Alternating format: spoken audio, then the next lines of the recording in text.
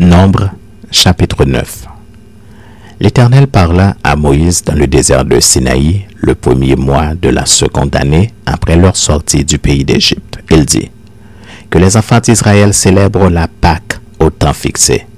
Vous la célébrerez au temps fixé, le 14e jour de ce mois, entre les deux soirs. Vous la célébrerez selon toutes les lois et toutes les ordonnances qui s'y rapportent.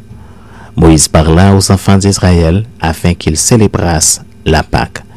Et ils célébrèrent la Pâque le 14e jour du premier mois entre les deux soirs dans le désert de Sinaï. Les enfants d'Israël se conformèrent à tous les ordres que l'Éternel avait donnés à Moïse. Il y eut des hommes qui, se trouvant impurs à cause d'un mort, ne pouvaient pas célébrer la Pâque ce jour-là. Ils se présentèrent le même jour devant Moïse et Aaron, et ces hommes dirent à Moïse, « Nous sommes impurs à cause d'un mort. Pourquoi serions-nous privés de présenter au temps fixé l'offrande de l'Éternel au milieu des enfants d'Israël ?» Moïse leur dit, « Attendez que je sache ce que l'Éternel vous ordonne. » Et l'Éternel parla à Moïse et dit, « Parle aux enfants d'Israël et dis-leur, si quelqu'un d'entre vous ou de vos descendants est impur à cause d'un mort ou est en voyage dans le lointain, il célébrera la Pâque en l'honneur de l'Éternel. C'est au second mois qu'ils la célébreront. Le 14e jour, entre les deux soirs, ils la mangeront avec des pains sans levain et des herbes amères.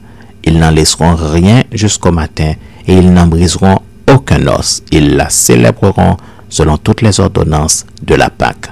Si celui qui est pur et qui n'est pas en voyage s'abstient de célébrer la Pâque, celui-là sera retranché de son peuple, parce qu'il n'a pas présenté l'offrande de l'Éternel au temps fixé. Cet homme-là portera la peine de son péché.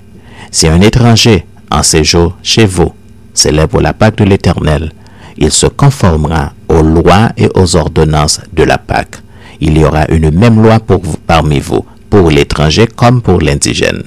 Le jour où le tabernacle fut dressé, la nuée couvrit le tabernacle, la tente d'assignation, et depuis le soir jusqu'au matin, elle eut sur le tabernacle l'apparence d'un feu. Il en fut continuellement ainsi. La nuée couvrait le tabernacle, et elle avait de nuit l'apparence d'un feu.